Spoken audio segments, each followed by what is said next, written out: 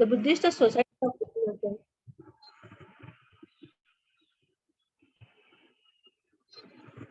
The Buddhist Society of इंडियाच्या धम्म प्रशिक्षण विभाग नागपूर जिल्हा प्रशिक्षक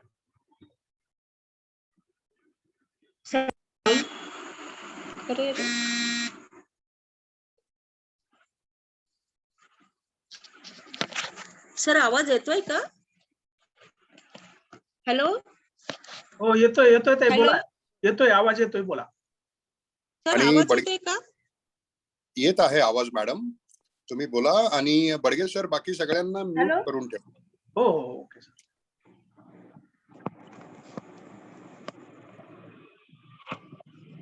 बोला बोला ताई आवाज येतोय बोला.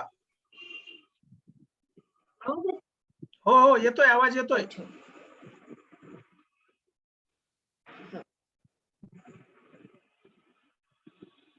सर्वप्रथम मी धम्मदेशला देईन.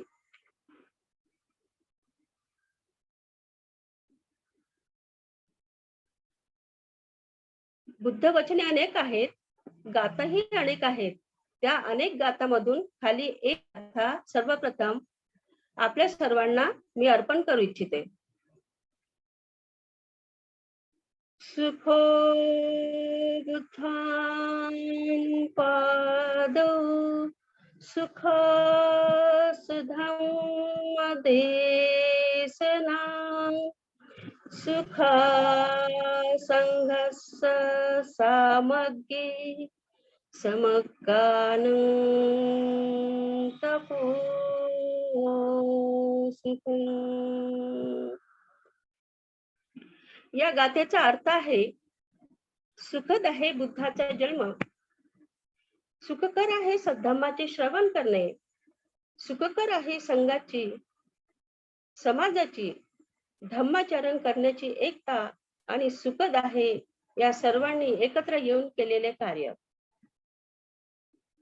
बुद्ध आणि त्याचा धम्म या परमपूज्य डॉक्टर बाबासाहेब आंबेडकर लिखित धम्मग्रंथाच्या पहिल्या आवृत्तीच्या पहिल्याच कोऱ्या पानावर धम्मपदातील अनेक ग्रंथांमधून फक्त ही एकच गाथा निवडून लिहिलेली आहे. त्याचा अतिशय गहन अर्थ आहे. समस्त मानव प्राणी व निसर्गाच्या कल्याणासाठी दुःखमुक्तीचा आदर्श मार्ग देणारे महाकारुणिक तथागत भगवान बुद्ध व 20व्या शतकातील आधुनिक बुद्ध 1956 नंतरच्या भारतातील बौद्धांचे धम्मगुरु, आधुनिक भारताचे निर्माते, the Buddhist society of India, Republican party of India, समता सैनिक दल व पीपल्स एज्युकेशन सोसायटी या मातृ संघटनेचे संस्थापक अध्यक्ष परमपूज्य डॉक्टर बाबासाहेब आंबेडकर यांच्या स्मृतींना, कार्याला व विचारांना सर्वप्रथम मी विनम्र अभिवादन करते. आजच्या कार्यक्रमाचे प्रशिक्षक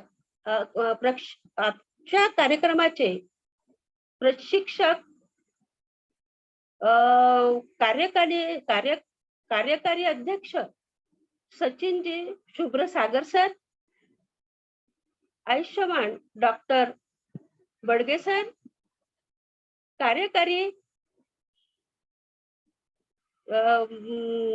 गायकवाड सर यांना मी प्रथम वंदन करते. आणि माझ्यासोबत ज्या ज्या व्यक्तींनी प्रशिक्षण घेतले त्या सर्वांना नमो बुद्धाय, जय भीम. आजचा विषय आहे की अठ्ठ पुरिस पुगला एस भगवतो सावक संग. अठ्ठ पुरिस पुगला म्हणजे ज्या 8 प्रकारच्या वेगवेगळ्या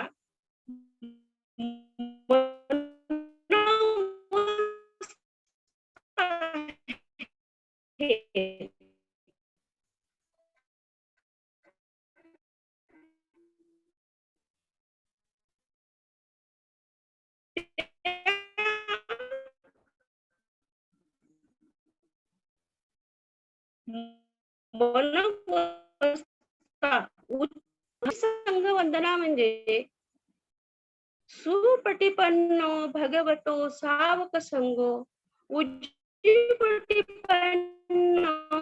भगवतो सावक संगो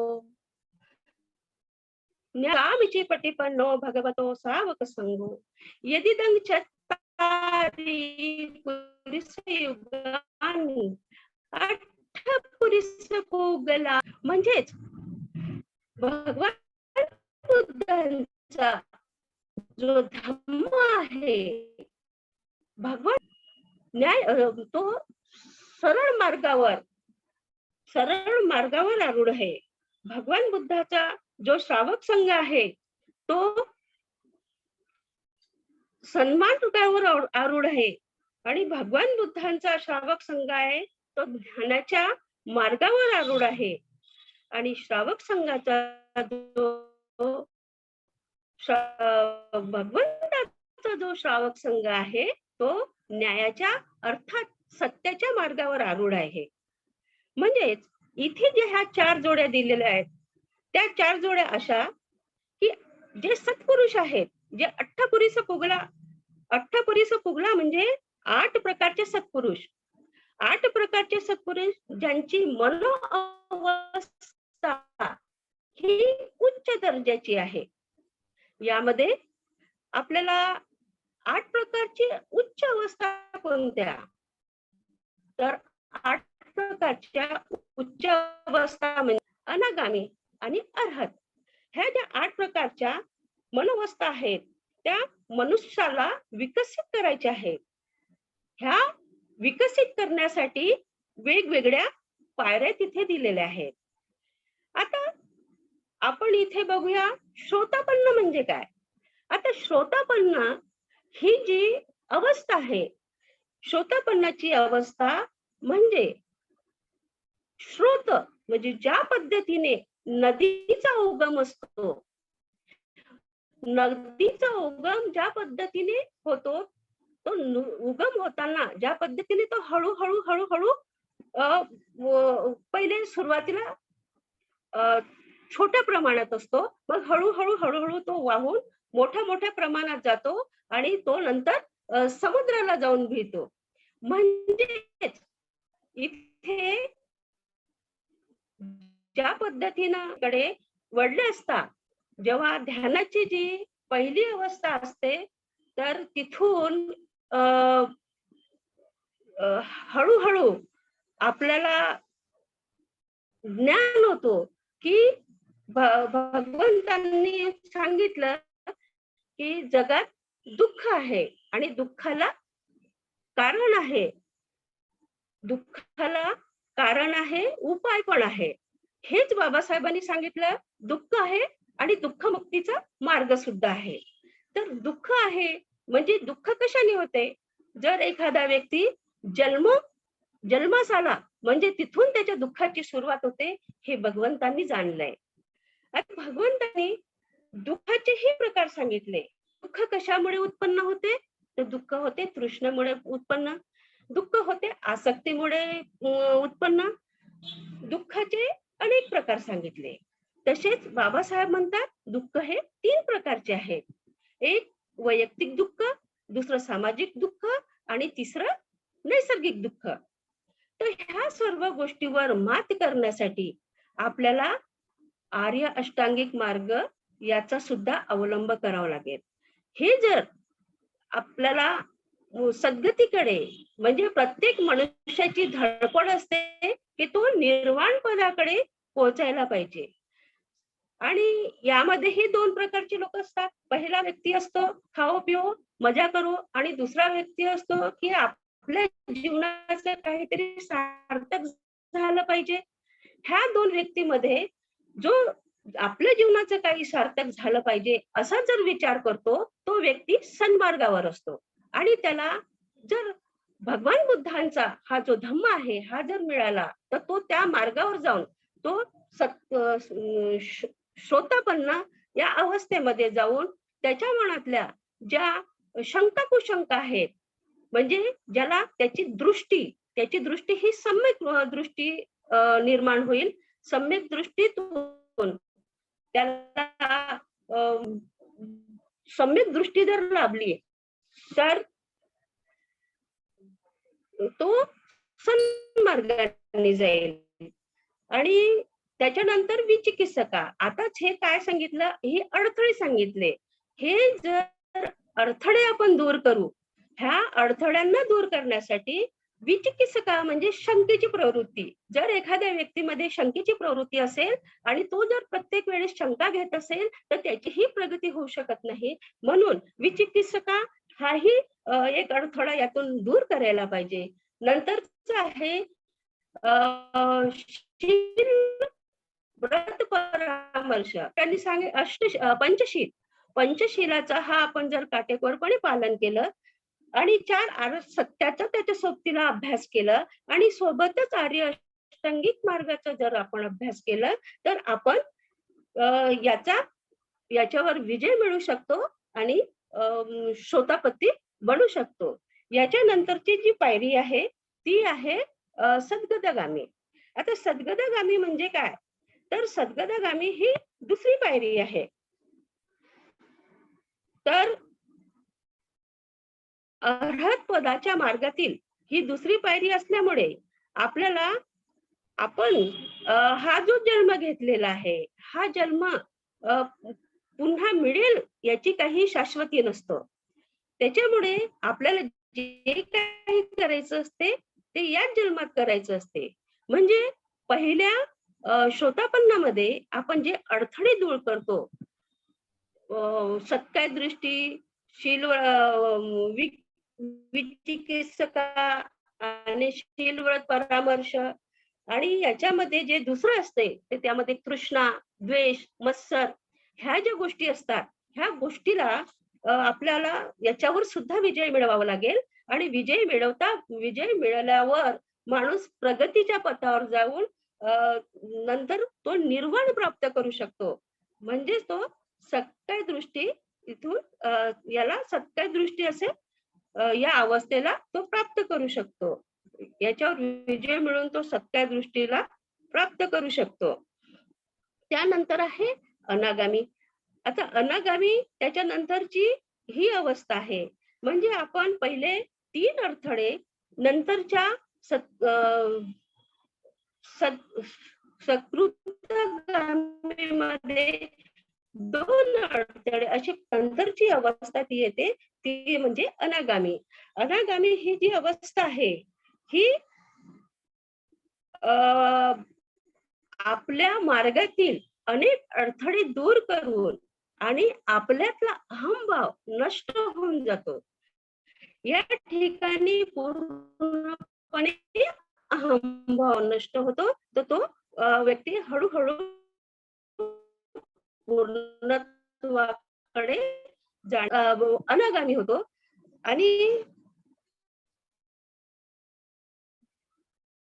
अनागामी या मार्गावर तो व्यक्ती कधीही परतून मागे पाहत नाही, तर तो दृढ आणि निश्चयी स्वरूपाचा अटल अशा पद्धतीचं त्याचं दृढ निश्चयी असं त्याचं वर्तन असतं. आणि त्याच्यानंतरची जी अवस्था आहे ती अर्हत अवस्था. अर्हत अवस्था म्हणजे ही सर्वात शेवटची अवस्था, जेव्हा माणसाचं निर्वाण प्राप्ती मिळवावी हा एकमेव उद्दिष्ट असतो. त्यावेळेस तो अर्हत पदाला जेव्हा प्राप्त होतो तेव्हा त्यांनी ते 10 जे अडथळे आहेत ती 10 अडथळे पूर्णपणे दूर केली असतात. तेव्हा तो अर्हत पदाला जातो. म्हणजे मानवी विकासाचा आणि उत्कर्षाचा क्रम हा तो सर्व अडचणींना दूर करून समोर जातो. त्याला अर्हत पद असे म्हटलं जातं. तर आर्य अष्टांगिक मार्गाचे अनुकरण करताना व्यक्ती निब्बाणाकडे जेव्हा निब्बाण अवस्थेकडे जेव्हा जातो तेव्हा तो त्या अडथळ्यावर मात करतो. आणि असेच डॉक्टर बाबासाहेब आंबेडकरांनी सुद्धा स्पष्ट केलेलं आहे की हळूहळू जर माणूस पूर्णत्वाकडे जाण्याच्या आणि उच्च अवस्थेकडे जाण्यासाठी हळूहळू आपल्या मार्गातली हे जे 10 अडथळे जो दूर करतो, तो समोर जाऊन अर्हत पदाला प्राप्त. असा हा भगवान बुद्धा श्रावक संघ आहे आणि ह्या श्रावक संघाच्या बाबतीत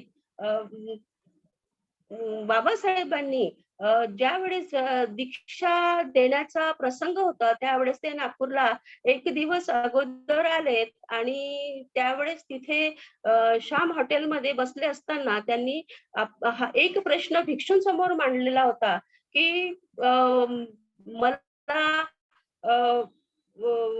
मी बुद्धं शरणं गच्छामी म्हणेन, धम्मं शरणं गच्छामी म्हणेन, पण संघं शरणं गच्छामी म्हणणार नाही. हा जो प्रसंग आहे त्यावेळेस तिथले भिक्षू त्यांना पण अचंब वाटलं की हे असं कसं काय बोललेत की मी संघं शरणं म्हणणार नाही. तर एक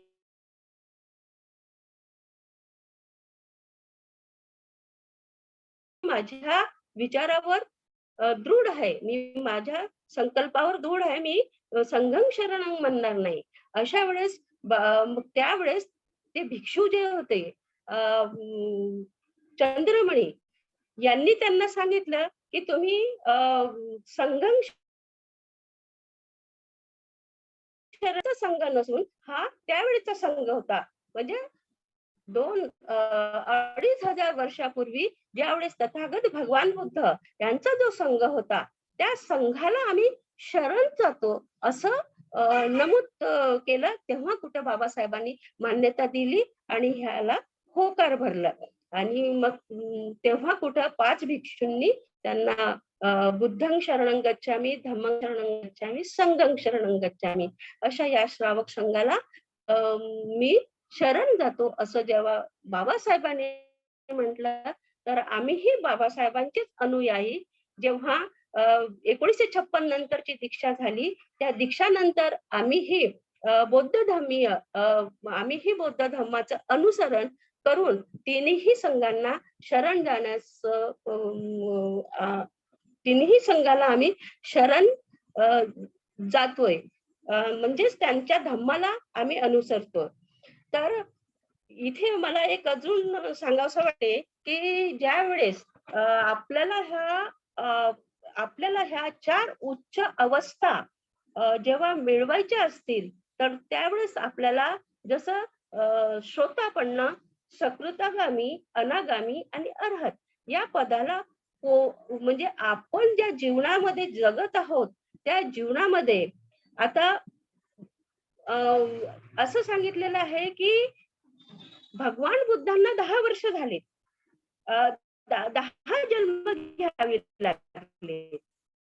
पण बाबासाहेबांचं मत आहे की 10 वर्ष आपण तर जन्म घेणार नाही आहोत, पण ते आपण याच जन्मात जर यापैकी 8 उच्च अवस्था जर आपल्याला पार म्हणजे 8 उच्च अवस्थेवर जर जायचं असेल तर त्यापैकी निदान एखाद्या तरी अवस्थेवर आपण प्रामाणिकपणे जर काम केलं आणि आपल्या मनात काया वाचा मनाने आपण त्याला पूर्णत्वाकडे मलिनते आपल्या मनातील जर मळ काढण्याचा प्रयत्न केला आणि सतत त्या मार्गावर जर राहिलो तर आपणही नाही निदान एका तरी मार्गावर श्रोतापती तरी मार्गावर राहू शकतो हे आपल्याला सांगण्यात आलेलं होतं. म्हणजे असं बाबासाहेबांनी सांगितलं आणि त्या मार्गावर आपण जर मार्गक्रमण केलं तर आपण या मार्गाला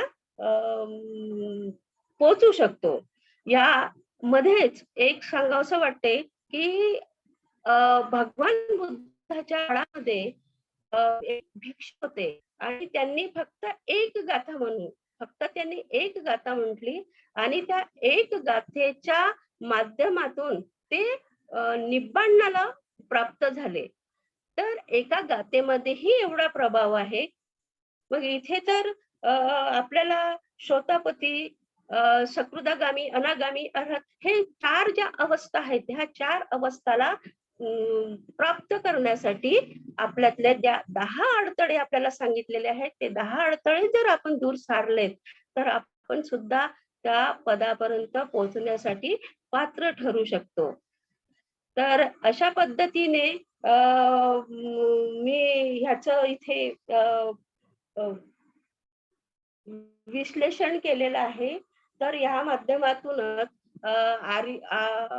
अठ्ठपुरीसा पुगला एस भगवतो, म्हणजेच ज्या 8 अवस्था अ, म्हणजे त्याचे 8 अवस्था म्हणजे त्याचे 4 भाग. 4 अवस्थांचे फळ. 4 अवस्थांवर जर आपण मार्गस्थ असलो, तर ते आपण त्या मार्गावरून त्या फळाला उपलब्ध होऊ शकतो. म्हणजे ते फळ आपल्याला मिळू शकतं. हे इथे मला सांगावसं वाटते. तर आपले जे 10 अडथळे आहेत, ते 10 संयोजन आहेत, जे 10 बंधने आहेत, हे 10 बंधन म्हणजे आपण जे आता त्यापैकी सख्ताय दृष्टी, विचिकित्सिका, शीलवत परामर्श आणि काम, राग, व्यापाद, रूप, रंग, तृष्णा, अरूप राग आणि मान, अहम, स्वार्थ या सर्व अविद्या, ह्या सर्व अडथळ्यांना आपल्याला दूर करून आपण त्या पदापर्यंत म्हणजे अरहत पदापर्यंत पोहोचू शकतो. हे यातून आपल्याला सांगता येईल किंवा म्हणता येईल. तर आपल्या चित्ताची जी वेदना आहे, आपल्या चित्ताची वेदना फक्त मनुष्याला म्हणजे चित्ताची वेदना ही शरीराला लागत नाही. जो व्यक्ती अरहत पदाला गेलेला असतो, तो चित्ताची वेदना शरीराला लागत नाही. शरीराला लागतो पण मनाला लागत नाही. तर असा व्यक्तीच अरहत पदाला पोचतो. तर या ठिकाणी मला बोलण्याची संधी दिली आणि तुम्ही सर्वांनी मला शांततेने ऐकून घेतलं आणि जो मी याच्यावर शिकले तेच मी मांडण्याचा प्रयत्न केला. माझ्या अल्पशा बुद्धीने मी जे शिकले ते मी इथे मांडलेत. तर तुम्हा सर्वांचे मनःपूर्वक आभार आणि धन्यवाद देते आणि सर्वांना जय भीम करते. साधू साधू साधू.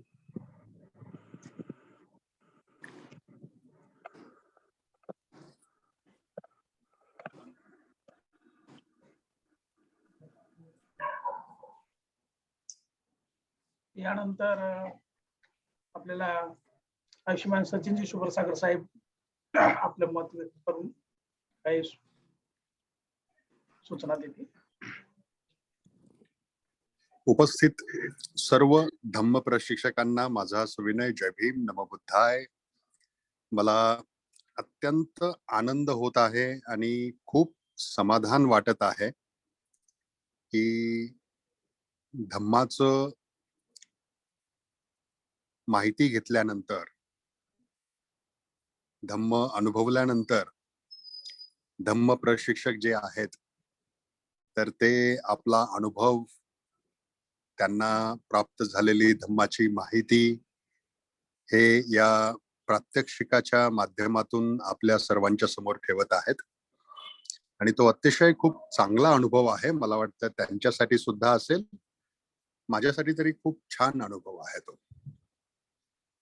कारण बऱ्याचदा आपण एखादी गोष्ट ऐकतो, समजतो, पण ती व्यक्त करणं हे सुद्धा खूप महत्वाचं राहतं. आणि या परीक्षेच्या म्हणा किंवा या संधीच्या माध्यमातून, परीक्षा नाही याला म्हणता येणार, कारण हे आपण धम्म प्रशिक्षक होण्यासाठी एक सराव आपल्याला म्हणता येईल हा. तर या सरावाच्या माध्यमातून तुम्ही अतिशय चांगल्या पद्धतीने ही माहिती धम्माची मिळालेली तुम्ही ठेवत आहात सगळ्यांच्या समोर. त्यामुळं आतापर्यंत ज्यांनी ती माहिती समोर ठेवली, देशना दिलेली आहेत, त्या आयुष्मती डॉक्टर सुधाताई, विजयजी ओव्हाळ, अंकुश दादा गायकवाड आणि संजयजी भोसले यांचे मी आभार व्यक्त करतो, त्यांचं अभिनंदन सुद्धा करतो. आणि या सेशनचा उद्देश मी तुम्हाला थोडक्यात सांगतो. या सेशनचा उद्देश म्हणजे डॉक्टर बाबासाहेब आंबेडकरांना अभिप्रेत जे धम्मप्रचारक त्यांनी जे एन्व्हिजन केले होते, पाहिले होते, तर त्या पद्धतीचे धम्मप्रचारक बनण्यासाठी आपण सर्वांना प्रयत्न करायचा आहे. तर हे निकष जे आहेत ते डॉक्टर बाबासाहेब आंबेडकरांनीच आपल्याला दिलेले ते निकष आहेत. फक्त ते निकष आपण आपल्याला लावून घेऊन त्या पद्धतीतला धम्मप्रचारक घडवण्यासाठी आपण सगळेजण प्रयत्न करत आहोत.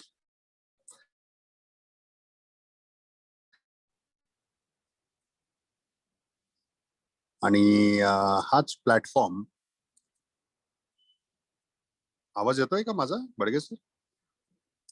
येतोय सर, येतोय आवाज. हाच प्लॅटफॉर्म बुद्धिस्ट सेमिनरीच्या माध्यमातून इथे उपलब्ध करून दिलेला आहे. आता दुसऱ्या मुद्द्याकडे मी वळतो, तो म्हणजे गुणांकन पद्धती. तर गुणांकन पद्धतीमध्ये तुम्ही मेसेज वाचला असेल तुम्ही सगळ्यांनी. त्याच्यामध्ये 6 पॉइंट्स आपण लिहिलेले आहेत.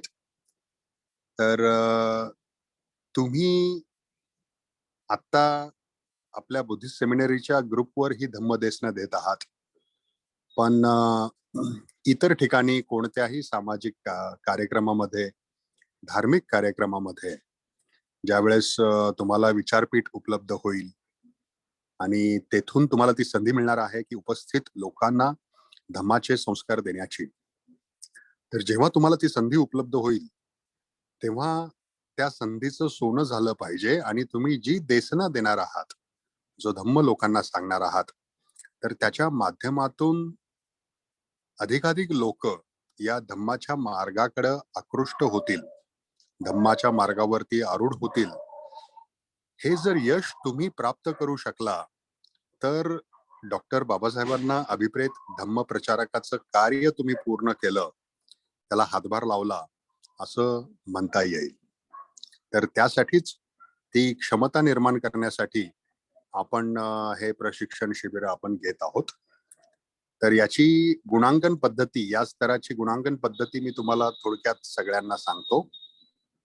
6 पॉइंट जे तुम्हाला सांगितले त्यातला पहिला पॉइंट जो आहे तो म्हणजे ओपनिंग.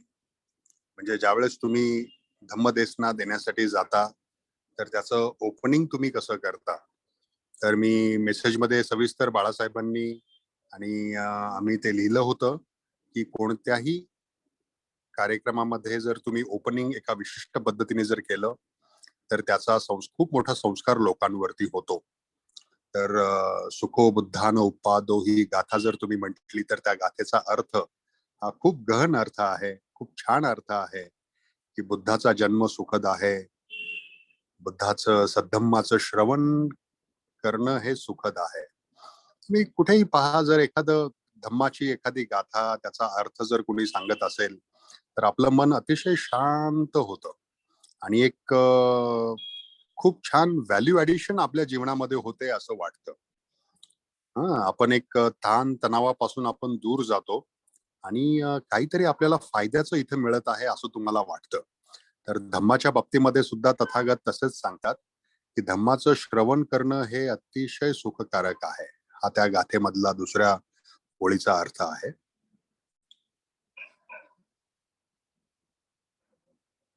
त्या गाथेतल्या तिसऱ्या ओळीचा अर्थ म्हणजे सुखकर आहे संघाची, धम्माचरण करणाऱ्यांची एकता. आज आपण पाहतो की धम्म प्रचारक जे आहेत त्यांच्यामध्येच एकता नसते, पण जर धम्म प्रचारकांमध्ये जर एकता असेल, एक दुसऱ्यांबद्दल जर आपल्याला माहिती असेल, समजू शकत असो, तर ती एकता ही खूप सुखकारक असते. आणि त्याच्याही पेक्षा जास्त सुखकारक म्हणजे या धम्माचरण करणाऱ्या सगळ्या लोकांनी एकत्र येऊन केलेलं कार्य हे अधिक सुखकारक असतं. जर तुम्ही पाहिलं कोणताही संघ जर एकत्र येऊन कोणताही उपक्रम घेत असेल तर त्याचा आनंद त्या लोकांना तर मिळतोच मिळतो, पण त्या कार्यक्रमामध्ये उपस्थित असलेल्या लोकांना सुद्धा त्याचा आनंद मिळतो. म्हणजे शीख समाजाबद्दल तुम्ही लंगर पाहिला असेल, त्यांच्या ते काय त्यांना म्हणतात तिथे, गोल्डन टेम्पल अमृतसर किंवा अजून दुसरं त्यांचं ते प्रेइंग स्थानचं असेल गुरुद्वारा, तर तिथे ते सगळे लोक एकत्र येऊन ते लंगर निर्माण करतात आणि तिथे येणारे लोक तिथं लंगरचा आस्वाद घेत असतात. तर अतिशय त्यांना आनंद मिळत असतो त्या कृतीमधून. तर एकत्र येऊन केलेलं कोणतंही कार्य हे सुखद असतं. तर हा मेसेज डॉक्टर बाबासाहेब आंबेडकरांनी आपल्याला या गाथेच्या माध्यमातून दिलेला आहे. आणि एक धम्म प्रशिक्षक म्हणून ही गाथा तुम्ही लोकांना सांगताय, त्याचा अर्थ सांगताय, ह्याचा खूप मोठा संस्कार होतो. म्हणून ओपनिंग ह्याच्यामध्ये ही गाथा म्हटली पाहिजे, जी बाबासाहेबांनी आवर्जून बुधान त्याच्या धम्माच्या पहिल्या पानावरती फक्त ते 2 ओळी तिथं लिहिलेल्या आहेत. तर हे तुम्हाला सांगता आलं पाहिजे. त्याच्यानंतर अनेक लोक म्हणजे सामाजिक क्षेत्रामध्ये कार्य करणाऱ्या अनेक महापुरुषांची सुद्धा नावं घेतात. ज्योतिबा फुले असतील, शाहू महाराज असतील, ताराबाई असतील, अजून बरेच महिला असतील, पुरुष असतील, महापुरुषांची नावं घेतात. पण ही सगळी नावं घेणं आणि फक्त डॉक्टर बाबासाहेब आंबेडकर आणि तथागत गौतम बुद्ध यांची नावं घेणं याच्यामध्ये खूप फरक आहे. तुम्ही नेमकं कोणत्या आदर्शांना मानताय, कोणत्या आदर्शाचे विचार तुम्ही स्वीकारलेले आहेत, कोणत्या आदर्शाच्या विचारांमुळे तुमचं व्यक्तिमत्व विकसित झालेलं आहे, हे समोरच्या लोकांना समजणं खूप आवश्यक आहे. त्यामुळं तुम्ही ते आदर्श ठळकपणे लोकांच्या समोर ठेवणं गरजेचं आहे. आता उदाहरणार्थ मी जर म्हटलं की तथागत गौतम बुद्ध, डॉक्टर बाबासाहेब आंबेडकर, छत्रपती शिवाजी महाराज, छत्रपती शाहू महाराज, छत्रपती संभाजी महाराज, समोरचा व्यक्ती म्हणाला, अरे नेमकं बाबा मी कुणाचे विचार इथे घेणार आहोत? संभाजी महाराजांचे विचार घेऊ, शिवाजी महाराजांचे घेऊ, बाबासाहेबांचे घेऊ, शाहूंचे घेऊ, कुणाचे घेऊ? तुम्ही कुणाचे घेताय, कुणाचे सांगताय?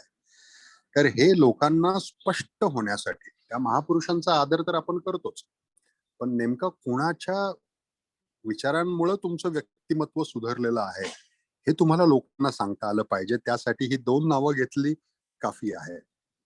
जर तुम्ही यदा कदाचित राजकीय प्लॅटफॉर्म वरून इतर समाजाला जर तुम्ही हे करत असाल, तर त्यावेळेस तिथं त्या व्यक्तीचं नाव, महापुरुषाचं नाव घेतलं तरी चालेल.